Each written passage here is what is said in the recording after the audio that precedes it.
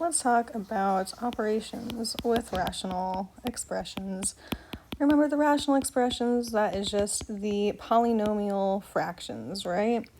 So something like x squared plus x minus 12 over x squared minus 2x minus 8. This would be a polynomial, rational expression, right? Because polynomial fraction. So what if we have something like this times x squared minus 16 over x squared minus 9, right? Now we're multiplying these rational expressions. So when we are multiplying, the first thing we want to do is factor everything, right? So our factors of negative 12, they're going to add to give us a positive 1. That's going to be a positive 4 and then negative 3. Our factors of negative 8 that add to give us a negative 2 will be a negative 4 and a positive 2. Now over here, with these two we have to do the difference of perfect squares. Remember, we have to take the square root of each one and put it into the x plus and x minus, right? So the square root of 16 is 4. That's going to be x plus 4 and x minus 4. And down here, the square root of 9 is 3. So it's going to be x plus 3 times x minus 3. Now we factored everything, right? Now our second step is to combine it into one fraction. One big fraction. So if you've written it like this, you can maybe save yourself a little bit of time and just erase the times, the multiplying, and just extend it. Now it's one big fraction, right?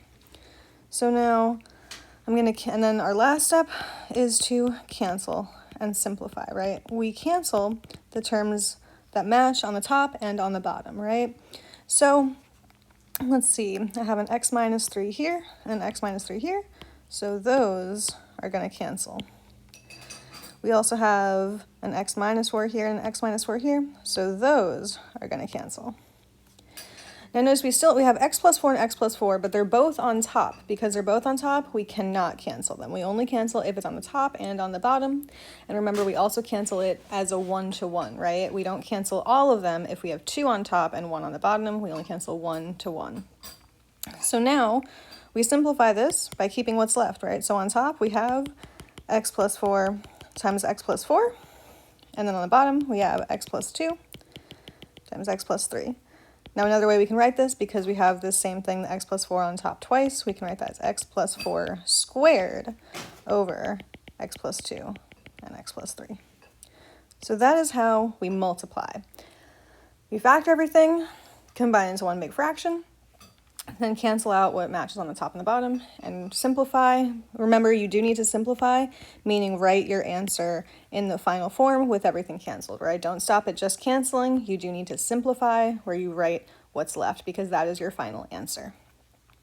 Now, dividing is very, very similar. The only thing that's different is that our first step is to keep, change, flip. Meaning we keep the first fraction the same, we change the sign to multiplying, and then we flip the last fraction. So let's say we have 3x squared minus 27 over x squared minus 3x minus 10 divided by 2x squared minus 18 over x squared minus 2x minus 15. Now this is from your review if you don't recognize this. So remember, we're going to keep the first fraction, change the sign, and flip the last fraction. So 3x squared minus 27 over x squared minus 3x minus 10 stays the same, and times x squared minus 2x minus 15 over 2x squared minus 18. Now none of the signs change, only the position in that fraction, right? Now it's a multiplying problem. And when we're multiplying, then we factor everything, make it into one big fraction, and then cancel everything. Or cancel what matches. So factor, combine, and then cancel and simplify. So 3x squared minus 27. So with something like this is almost difference of perfect squares, but first we need to factor out the 3, right? So our GCF of 3. So it's going to become 3 times x squared, 3x squared divided by 3 gives us x squared.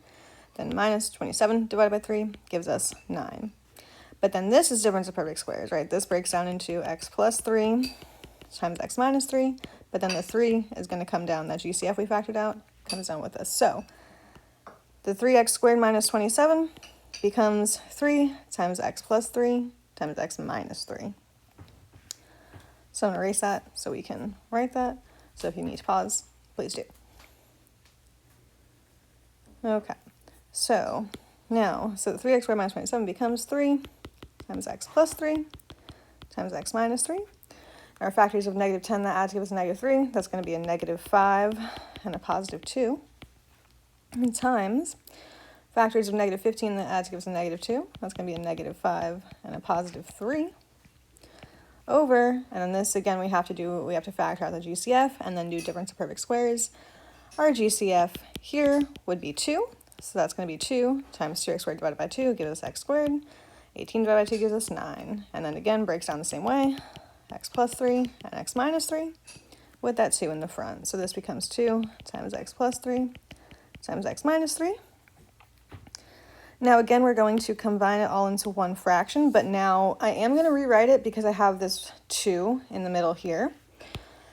And whenever we have a single term, that needs to come to the front, right? So I'm going to rewrite this as 3 times x plus 3 times x minus 3 times x minus 5 times x plus 3 all over. Now again, remember, if there's a single term, you bring that to the front. So 2 is going to be at the front, times x minus 5 times x plus 2 times x plus 3 times x minus 3. And now we cancel and simplify, right?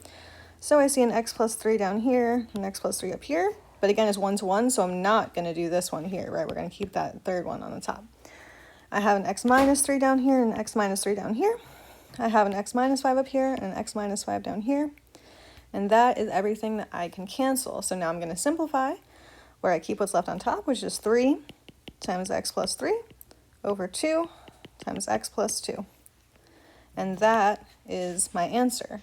And that is how I divide rational expressions.